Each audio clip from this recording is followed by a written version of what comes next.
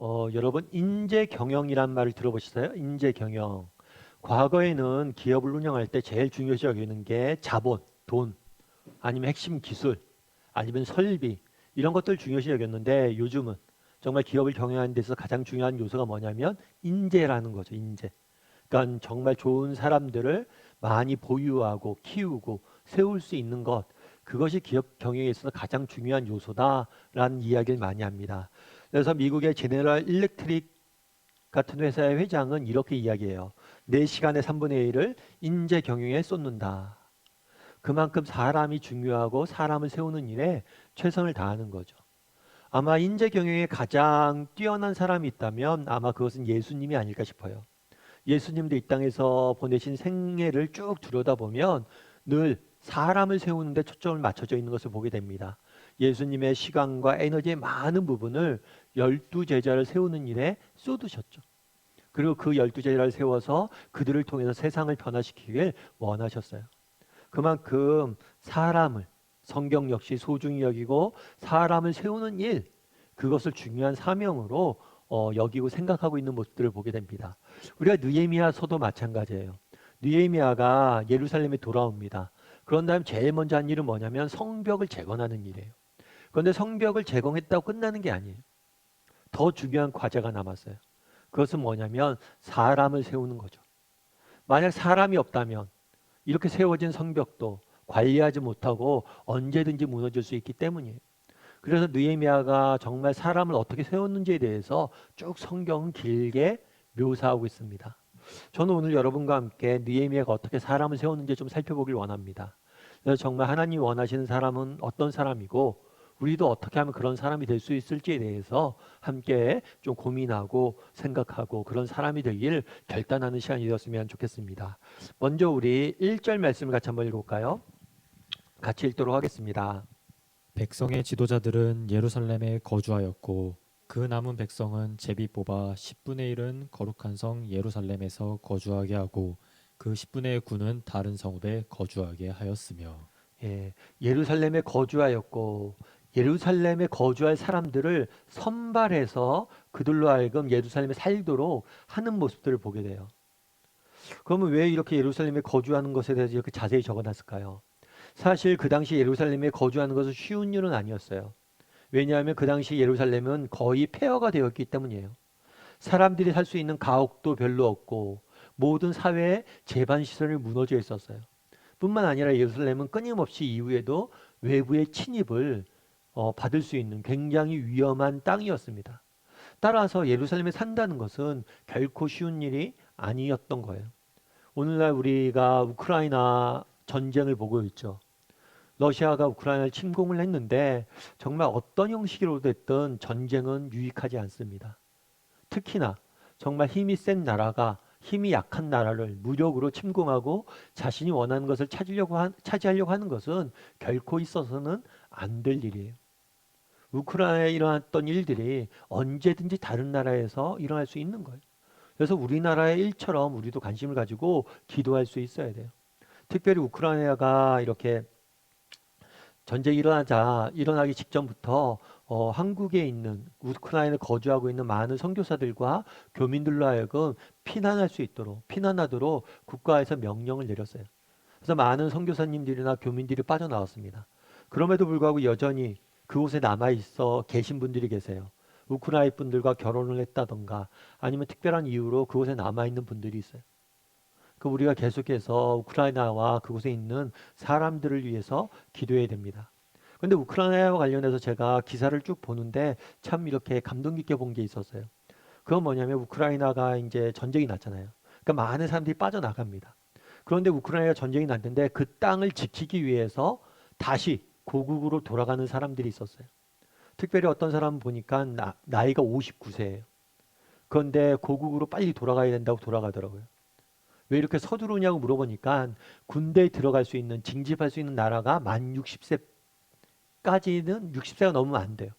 그러니까 만 60세가 되기 전에 빨리 입대하기 위해서 자기가 돌아간다고 그러더라고요. 그래서 나는 어떨까라는 생각을 해봤어요. 여러분들은 어떨까요? 전쟁이 났습니다. 여러분 외국에 있어요. 그 땅에 돌아가서 전쟁하겠다고 돌아갈 수 있겠어요? 폐허가 돼 있고 언제든지 죽을 수 있는 위험이 있는 곳인데 그럼에도 불구하고 정말 조국을 사랑하는 마음으로 들어가더라고요. 참 마음이 많이 와닿았어요. 당시 예루살렘도 마찬가지였다는 거예요. 예루살렘 땅이 살기 좋은 땅이 아니에요. 그럼에도 불구하고 수많은 사람들이 그곳에 가서 헌신하고 그곳에서 거주하며 그 땅을 재건하는 일에 헌신한 모습들을 보게 됩니다. 우리가 여러분들이 나중에 한번 느헤미야서 11장하고 12장을 읽어보세요. 그 예루살렘 성에 쭉 살았던 사람들의 이름을 기록하고 있습니다. 왜 성경에 내가 알지도 못한 사람들을 이렇게 많이 기록해 놓았을까요? 기억하라는 거예요. 정말 이 이름도 없이 어쩌면 빛도 없고 정말 거기에 기록되지 않은 사람들도 있어요. 성경에.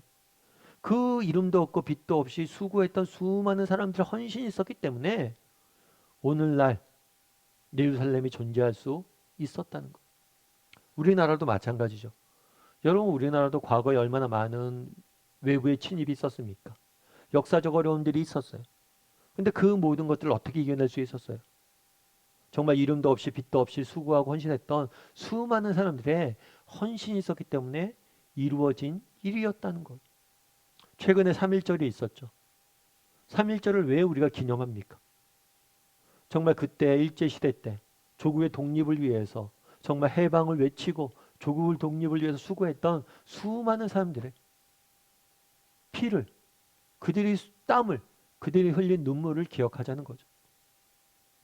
단순히 국가뿐만이 아니에요. 우리 신앙도 마찬가지예요. 정말 우리가 오늘 이렇게 예수님을 믿죠. 그리고 예배를 드리죠. 어떤 사람들은 예배 드리는 게 지겹다 이렇게 할 수도 있겠지만 정말 우리가 예배 드리는 것 이것 저절로 된 게 아니에요. 정말 우리가 오늘 예배 드리기까지 얼마나 많은 사람들이 수고하고 헌신하고 정말 노력했는지 모릅니다. 엘리자베스 요한나 쉐핑이라는 사람이 있어요. 이 사람은 우리나라 이름으로는 서서평이라는 분이세요. 이분은 원래 독일 출신입니다. 독일 출신인데 엄마가 3살 때 미국으로 이민을 가게 돼요. 이민을 가면서 딸을 할머니 할아버지에게 맡겨놓고 갑니다. 그런데 할머니가 일찍 돌아가세요. 그래서 한 9살 때 정말 미국에 있는 주소 하나 들고 미국에 있는 엄마를 찾아가요. 그래서 미국에서 생활하게 됩니다. 미국에서 교육을 받고 나중에 간호사가 돼요. 그런데 이 사람이 하나님 앞에서 은혜를 받았어요. 그래서 그 당시엔 도저히 알려지지도 않았던 동양에 있는 조선이라는 나라에 대한 소식을 듣습니다. 그리고 조선이라는 나라의 선교사로 오게 돼요. 그래서 우리나라에 와서 간호사로서 선교사로서 정말 평생을 헌신하셨죠. 그래서 나는 조선 사람처럼 살겠다. 그런 평생을 헌신하셨고 나중에 서서평이라는 이름까지 지으시고 살았어요. 근데 그분의 쓴 글에 보면 이런 이야기가 있습니다. 이번에 만난 여성 500명 중 이름이 있는 사람은 10명뿐입니다. 500명의 여성을 만났는데 이름이 있는 사람 10명뿐이래요. 1921년 조선 여성들은 이름 없이 큰 년이, 작은 년이, 언년이, 갓난이, 개똥이 등으로 불립니다. 이들에게 이름을 지어주고 그를 가르쳐주는 것은 제 인생의 가장 큰 기쁨입니다. 1921년이에요. 우리가 2022년이잖아요. 불과 100년 전이에요. 불과 100년 전에 500명의 여인 중에서 이름 있는 사람은 10명밖에 없었어요. 대부분이 문맹이었고 글도 몰랐어요. 그 땅에, 그런 땅이었던 우리 땅에 와서 글을 가르쳐주고 이름을 지어주고 그걸 기쁨으로 여겼던 정말 이런 선교사들, 정말 이런 사람들의 헌신이 있었기 때문에 오늘 우리가 정말 신앙을 갖고 오늘 우리가 이 땅이 이렇게 좋은 환경에서 우리가 사는 거. 그런데 그걸 잊어서는 안 된다는 거. 우리 개인도 마찬가지. 여러분 개인이 이렇게 믿음을 갖기 위해서 여러분을 위해서 기도한 부모님들이 얼마나 부모님들의 기도가 있었을 거예요. 그리고 여러분들을 위한 친구들, 그리고 여러분들을 위해서 기도했던 수많은 믿음의 선배들의 헌신이 있었기 때문에 오늘 우리가 이렇게 존재하는 거. 그걸 기억해야 돼. 잊어서는 안 돼. 왜 그날에 그 사람들의 이름을 쭉 11장과 12장에 적어놨습니까? 기억하라는 거. 잊지 말라는 거. 뿐만 아니라 우리도 기억할 뿐만 아니라 뭘 해야 돼요? 우리도 이들처럼 헌신할 수 있어야 돼요. 때로는 힘들고 어렵지만 정말 하나님 나라를 위해서, 우리의 후손들을 위해서, 공동체를 위해서 너희가 헌신할 수 있겠느냐? 바라기는 우리 다음의 식구들이 정말 우리의 믿음이, 우리의 삶이 과거의 수많은 사람들에게 빚진 것임을 기억하고 빚진 자의 진정으로 또 하나님 나라를 위해서, 또 우리의 후손들을 위해서 땀 흘려 수고할 줄 아는 저와 여러분이 되기를 주님의 이름으로 소원합니다. 그리고 1절을 다시 보면 이렇게 돼 있어요. 1절을 보면 백성의 지도자들은 예루살렘에 거주하였고, 예루살렘의 거주를, 성벽을 만든 다음에 이제 예루살렘에 거주할 사람들을 모집을 합니다. 특별히 그 당시에 예루살렘 폐허였죠. 살기가 결코 쉬운 일 아니었어요. 그래서 여기에 거주할 사람들을 선출을 해요. 그런데 제일 먼저 누가 그러면 살게 되었느냐 했을 때 제일 먼저 누가 살았다고 그래요? 백성의 지도자들이. 제일 먼저 예루살렘에 백성의 지도자들이 와서 살기 시작합니다. 이들이 먼저 헌신한 거죠. 다르게 말하면 이들이 먼저 모범을 보인 거죠. 이들이 먼저 앞서서 헌신한 거죠. 사실 지도자의 가장 중요한 덕목 중에 하나, 요소 중에 하나는 모범입니다. 모범. 정말 모범을 볼 수 있어야 돼요. 예전에 제가 어떤 글을 하나, 이렇게 그림을 하나 봤는데 재밌는 건 뭐냐면 보스와 리더의 차이예요. 보스는 뭐냐면 앞으로 가! 라고 이야기한대요. 그런데 리더는 뭐라고 그러냐면 렛츠고 함께 가자. 나를 따르라. 이야기한다는 거예요. 그러니까 진정한 리더는 사람들에게 시키고 뿐만 아니라 자기가 먼저 솔선수범해서 모범을 보이면서 행하는 게 진정한 리더라는 거예요. 예전에 실제로 그런 일이 있었다고 그러더라고요. 어떤 일이 있었냐면 이스라엘 군대가 있는데 이스라엘 지역에 테러가 일어났어요. 테러 분자들이 비행기를 납치를 했어요. 그리고 수많은 사람들이 인질로 잡은 거죠. 그래서 인질을 구출하는 작전이 있었어요. 그래서 이스라엘 군대가 파송이 됐습니다. 그래서 이스라엘 군대가 그 작전을 훌륭히 수행해내서 사람들 구출을 했어요. 그런데 불행하게도 이 작전 가운데 작전하는 도중에 한 명이 사망을 하고 네 명의 군인이 부상을 입게 됩니다. 그런데 재밌는 거는 이때 사망했던 한 명이 누구냐면 이 작전을 이끌었던 부대의 장교였어요. 지휘관이 죽은 거예요. 우리가 생각하기엔 지휘관이 죽는 게 좀 이상하잖아요. 나중에 알고 보니까 이스라엘 군대에서는 장교가 하지 말아야 될 이야기가 있대요. 그건 뭐냐면 돌격 앞으로라는 거예요. 사람들 돌격 앞으로 라는 이야기를 하면 안 된다. 그럼 무슨 얘기를 하냐? 나를 따르라. 자기가 제일 먼저 들어가야 된다. 그러다 보니까 죽음을 당한 거죠. 제일 먼저. 참 마음이 많이 와닿더라고요. 최근에 우크라이나도 마찬가지잖아요. 우크라이나 전쟁이 일어났을 때 정말 거기에 있는 대통령이 뭘 했어요? 끝까지 그것을 많은 사람들이 미국으로 망명해라, 몸을 피하라 그런 이야기하는데 그러지 않고 끝까지 그것을 지키잖아요. 그러니까 많은 사람들이 모범이 되고 도전이 되는 거죠. 그날의 예루살렘 지도자들도 마찬가지였다. 먼저 그들이 그곳에 가서 헌신하기 시작했어요. 먼저 그곳에 살기 시작한 거. 그럼 우리도 마찬가지란 거. 우리도 정말 이런 정말 그날의 예루살렘 지도자가 했던 것처럼 모범을 볼 줄 아는 사람이 되어야 된다. 정말 부모로서 그리스도인으로서 정말 세상 속에서 살아갈 때 우리가 모범을 보일 수 있어야 돼. 우리의 삶을 통해서 우리의 언어를 증명할 수 있어야 돼. 예전에 그런 게 있었어요. 우리 아이가 달라졌어요 라는 프로그램이 있었어요. 이 프로그램 같은 경우에는 그러니까 좀 비정상적인 행동을 하거나 좀 이상한 비정상적인 감정 표출을 하거나 감정적 반응을 보이는 아이들이 나와요. 그래서 이 아이들을 잘 이렇게 교육하고 다듬어서 이 아이들이 이제 정상적으로 이렇게 잘 자랄 수 있도록 돕는 프로그램이에요. 그러면 이 프로그램을 보면 다양한 아이들이 나옵니다. 그리고 그 아이들이 하나하나 고쳐져서 변화되는 모습들을 보게 돼요. 그런데 재미있는 건 뭐냐면 이 다양한 아이들이 변화되는데 반드시 선행되는 한 가지 조건이 있어요. 정말 다양한 아이들이 나오고 이 다양한 아이들이 변화가 되는데 반드시 필요한 한 가지 요소가 있어요. 그건 뭘까요? 그건 부모의 변화예요. 부모가 변화되지 않으면 아이들은 절대 변화되지 않습니다. 부모의 모범이 있어야 되는 거예요. 우리는 어떠냐는 거예요. 정말 우리의 삶을 살면서 정말 우리는 모범을 보이는 사람인가? 한번 돌아볼 필요가 있어요. 저도 마찬가지예요. 저도 가끔 생각을 해요. 참 우리 자녀가 2명 있는데 나중에 우리 자녀들이 자라서 참 우리 아버지한테 참 이건 본받고 싶었습니다. 아버지의 이런 면은 닮고 싶었습니다. 이런 고백을 내가 들을 수 있는 사람인가? 저는 사실 저희 어머님한테 본받고 싶은 면이 있어요.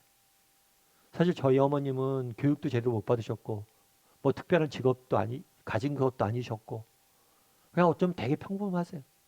근데 정말 저희 어머님 저는 존경해요. 그리고 정말 존경받고 싶은 면이 있어요.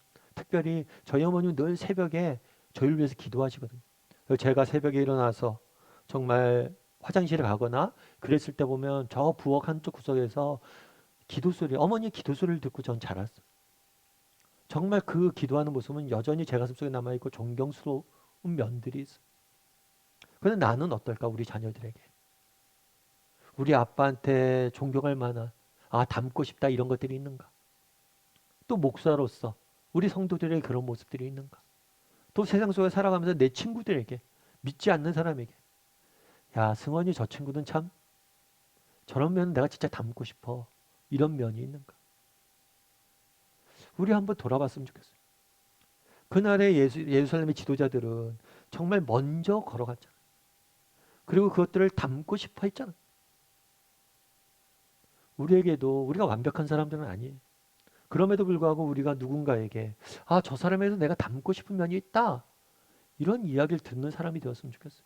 그랬을 때 정말 행복한 사람이 되는 것 같아요. 그래서 바라기는 우리 다음의 식구들이 정말 다른 사람이 우리를 닮고 싶어하는 면들이 있는 사람들이 되었으면 좋겠어요. 그런 면들을 정말 갖기 위해서 노력할 줄 알고 정말 모범을 보이고 세상이 닮고 싶은 사람이 되는 저와 여러분이 되기를 주님의 이름으로 소원합니다. 그리고 1절을 다시 한번 보면요. 예루살렘에 거주했어요. 처음에 성벽을 지은 다음에 성 안에 거주하려고 했는데 폐허가 되었죠. 그래서 이 폐허가 된 곳에 사람들 거주하기 시작합니다. 그런데 거주할 때 누가 거주하냐라는 문제가 있어요. 제일 먼저 누가 거주했냐면 백성의 지도자들이 거주를 했어요. 그 다음에 또 누가 거주했냐면 제비를 뽑아서 남은 백성 중에서 지도자를 빼고 제비를 뽑아서 10분의 1은 예루살렘에 거주하게 하였고 나머지 10분의 9는 다른 지역에 거주했다라고 되어 있어요. 다르게 말하면 제비를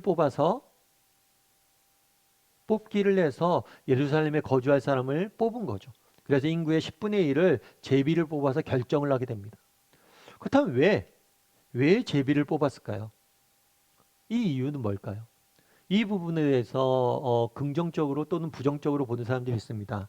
한 가지 어떤 사람 어떻게 보는 거냐면 그 당시 예루살렘은 폐허가 돼 있잖아요. 그곳 사는 게 쉬운 일이 아니었잖아요. 그러다 보니까 그곳에 살려고 하는 사람들이 많지 않았다는 거예요. 그래서 부득이하게 선발할 수밖에 없었다. 그래서 제비를 뽑았다라고 보는 사람이 있어요. 그리고 또 반대로 보는 사람이 있어요. 어떻게 보는 거냐면 너무 많았다는 거죠. 너무 자원한 사람들이 많다 보니까 그 중에서 몇 사람만 뽑아서 살게 하기 위해서 그렇게 했다라고 보는 사람들도 있어요. 어떤 것이 맞은지 성경은 정확히 이야기하고 있지 않습니다. 다만 중요한 게 있어요. 그건 뭐냐면 구약 시대에 보면 제비 뽑기를 해요. 제비 뽑기. 어떤 중요한 결정을 할 때 제비 뽑기를 해요. 그럼 왜 제비 뽑기를 하냐는 거예요. 이 제비 뽑기를 하는 것은 우연히 이 사람을 뽑는 게 아니에요. 세상 사람들은 제비 뽑을 때 그냥 우연히 누가 됐다라고 생각하는데 그 개념이 아니라 성경에서 제비 뽑기를 했다는 것은 뭐냐면 하나님이 직접 선택하셨다는 거예요. 제비를 뽑는다는 건 하나님의 선택에 맡기자는 거예요. 우리 중에 누가 이곳에 살아야 되는지 하나님이 선택하게 하시자 라는 뜻이에요. 그래서 그날에 제비를 뽑았다는 것은 하나님이 이 사람들 선택했다는 거예요. 그렇다면 왜 하나님의 선택하게 하시고 제비를 뽑아서 결정을 했을까요? 그 이유는 아마도 이런 것이 아닐까 싶어요. 앞서 얘기했던 것처럼 예루살렘 성전에 사는 것이 쉬운 일이 아니에요. 어려움들이 많습니다. 정말 그곳은 정말 많은 위험과 어려움들이 도사리는 곳이에요. 그러다 보니까 앞으로 여러 가지 어려움들과 위험들이 있을 거예요. 그런데 이 어려움들과 위험들을 어떻게 이겨낼 수 있느냐? 확신이 있어야 돼. 어떤 확신이요? 하나님이 나를 보내셨다. 하나님이 나를 이곳에 살게 하셨다. 그래서 하나님께서 우리를 선택하셔서 우리를 보내셨기 때문에 정말 우리를 선택하신 하나님께서 우리를 지키시고 보호하시고 끝까지 인도해 줄 것이라는 확신을 갖게 하기 위해서 그날에 제비 뽑았다는 거예요. 하나님이 선택하셨다는 사실이 주는 의미는 뭐냐? 하나님이 선택하셨기에 끝까지 책임지고 인도하실 것이라는 확신을 주기 위함이었던 것. 여러분 바울이라는 사람이 알 거예요. 이 바울이라는 사람은 초대교회 지도자로서 많은 교회를 세우고 열심히 사역했던 분이시죠. 그리고 그러니까 기독교에 대해 잘 모르는 역사가들도 1세기 인물들 중에 예수님을 제외하고 가장 큰 영향력을 미친 사람을 바울로 꼽아요. 그런데 바울도 인생을 보면 여러 가지 어려움들이 있었어요. 온갖 환난과 역경과 고난들이 있었어요. 몇 번을 감옥에 갇히고 몇 번을 맞아 죽을 뻔하고 그런 어려움과 고난을 이겨낼 수 있었던 근거는 뭐였냐? 그건 확신이에요. 어떤 확신이요? 하나님이 나를 부르시고 나를 사도로 세웠다는 확신. 이 확신을 있었기 때문에 이겨낼 수 있다는 거. 오늘날 우리는 제비 뽑지 않습니다. 그럼에도 불구하고 우리는 확신할 수 있는 게 있어요. 그건 뭐예요? 하나님이 우리를 지으셨다는 거. 그리고 하나님이 우리를 하나님의 자녀 삼아 주셨다는 거. 세상 사람들은 인간은 그냥 우연히 정말 생겨난 존재로 봅니다. 우연히 이 땅에 태어났다라고 봐요. 하지만 우리 그리스도인들은 그렇게 생각하지 않아요. 우리는 우연히 태어난 존재들이 아니에요. 하나님이 직접 지으시고 하나님이 택하셔서 우리를 이 땅에 보내셨다. 우리 한 사람 한 사람은 하나님이 직접 지음받은 존재들이고 택함받은 존재들이고 보냄받은 존재들이고 하나님이 우리를 지으실 때 우리를 택하실 때 우리를 보내실 때 하나님께 특별한 계획과 목적을 가지고 이 땅에 보내셨다고 믿는 사람들. 지금 우리는 제비 뽑지는 않지만 우리는 하나님의 선택받았다는 확신이 있는 사람들. 그 확신을 가지고 이 땅을 살아야 된다는 거예요. 제가 아는 목사님 한 분이 계세요. 이 목사님 같은 경우는 미국에서 유학을 하셨어요. 오랫동안 미국에서 유학을 하시고 박사학위를 받아오셨습니다. 그리고 부산에 부임하셨어요. 그래서 교회에 부임하셔서 교회 목회를 하셨어요. 목회를 막 하시는데 목회 초기에 정말 열심히 사역하셨대요. 근데 너무 힘든 거예요. 문제도 많고. 나중에 너무 힘들고 하니까 하나님 앞에 기도했대요. 하나님, 저 더 이상 목회 못하겠다고. 이제 더 이상 목회 못하고 내려놓겠다고. 이렇게 기도를 한 거예요. 그랬을 때 하나님께서 자기한테 주시는 음성이 있었대요. 그게 어떤 음성이었냐면 목회 이제 그만하겠다고. 목회는 내 목회지 네 목회가 아니야. 이 말씀을 하나님의 음성을 들려주는데 목회는 내 목회지 네 목회가 아니야. 다르게 얘기하면 이 목사님께서 뭐라고 그때 그 음성을 듣고 깨달은 게 있대. 그동안 내가 목회한다고 생각하고 내가 뭘 한다고 생각했는데 자기는 아니잖아 원래. 우리는 하나님의 교회를 섬기라고 부름받은 도구인데 내가 모든 것을 주관해서 내가 한다고 생각하고 있었구나 라고 깨달음이 있었다는 거. 마찬가지죠. 여러분 우리 자녀 키우는 거 내가 하는 겁니까? 우리 자녀가 내 자녀예요? 아니죠. 우리 자녀는 하나님의 자녀잖아. 우리는 하나님께서 우리에게 잠깐 맡겼고 우리가 정말 하나님의 도구로서 우리 자녀를 양육하라고 우리가 맡음 받은 자들이죠. 자녀를 양육하는 것도 정말 내가 하는 게 아니라 하나님이 하신 것. 하나님이 선택하시고 보내주셔서 가정을 섬기는 것도 이 가정에 나를 보내신 거죠. 나만이 이 가정을 섬길 수 있기 때문에. 일터도 마찬가지. 내가 직접 선택한 게 아니라 하나님이 보내신 거예요. 내가 그곳에서 감당해야 될 일이 있기 때문에. 그날에 왜 제비 뽑았냐는 거.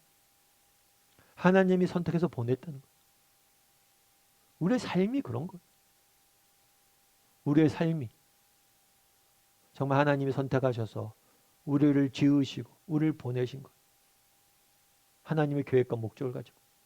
그렇기 때문에 하나님이 우리를 그렇게 보내셨기 때문에 우리를 인도하시고 지키시고 보호하실 거예요.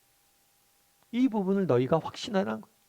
앞으로 예루살렘에 거주하면서 여러 가지 어려움들이 있겠지만 널 보낸 분이 하나님이심을 기억하고 확신하고 흔들림 없이 끝까지 믿음의 길을 걸어가라고 하기 위해서 제비를 뽑은 거예요.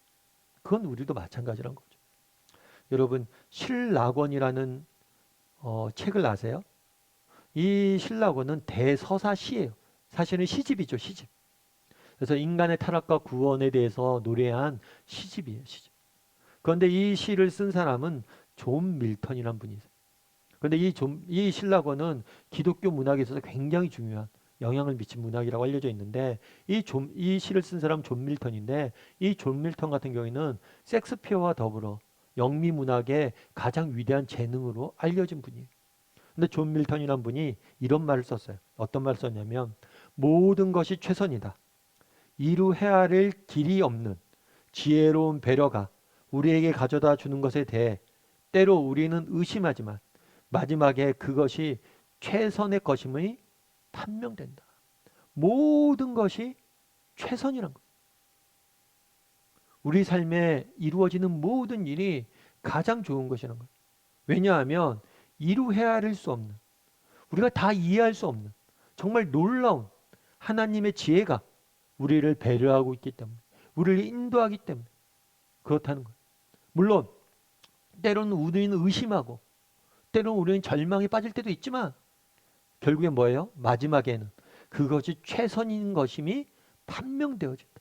드러나게 된다. 참 멋진 표현이죠. 그런데 이 존 밀턴의 말이 우리에게 더 와닿는 건 존 밀턴의 생애 때문에 그래요. 사실 존 밀턴은 그러니까 인생 자체가 순탄하지 않았어요. 고난의 역경이 가득했어요. 존 밀턴이 2번 결혼을 했습니다. 근데 2번 다 아내가 일찍 죽게 돼. 자녀의 죽음도 맞이하고.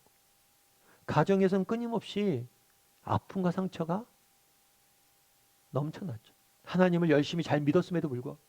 뿐만 아니라 사회적으로도 정말 그 당시에는 존 밀턴이 이제 그 당시에 의회 민주 정치, 청교도 혁명과 함께 의회 민주 정치를 위해서 평생을 헌신합니다.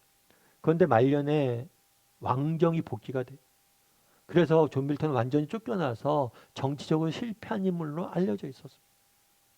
뿐만 아니라 50대 때는 녹내장이 시작되면서 눈을 실명하게 됩니다. 나중에 신라곤도 이 시도 어떻게 썼냐면 보이지가 않아요. 보이지가 않는데 딸에게 불러줍니다. 그럼 딸이 대설을 했어요. 여러분 생각해 보십시오. 사랑하는 아내를 잃고 사회적으로 실패하고 몸까지 병들어서 문학가인데 눈을 보이지 않아서 글도 쓸 수 없는 형편에 있어요. 그런데 뭐라고 이야기합니까? 모든 것이 최선이다. 하나님의 배려가 나를 인도하고 있다. 때로는 우리는 의심하지만 결국엔 마지막에 그 모든 것이 최선임이 판명된다. 지금 당장 힘들고 어렵지만 하나님께서 이 어려움들을 통해서 고통을 통해서도 선을 이루어 가신다. 그날에 이스라엘 백성들에게 예루살렘에 거주할 사람들을 뽑을 때 제비를 뽑았습니다. 왜냐? 확신을 가지란 거예요. 너희를 선택한 사람은 하나님이다. 이 확신을 잊지 말라는 거예요. 우리도 이 땅을 살면서 확신을 잊지 않았으면 좋겠습니다. 어떤 확신을 잊지 않아요? 하나님이 우리를 지으셨다. 하나님이 우리를 보내셨다. 하나님이 지금 나와 함께 하신다. 이 확신을 가지고 정말 세상 속에 살아갈 줄 아는, 그리고 우리가 끝날에 그렇게 믿음을 갖고 걸어갔을 때 마지막 날에 우리도 존 밀턴처럼 고백하게 될 거예요. 마지막엔 그것이 최선이었음이 판명될 것이다. 그런 믿음을 가지고 끝까지 믿음의 길을 걸어가는 저와 여러분이 되기를 주님의 이름으로 소원합니다.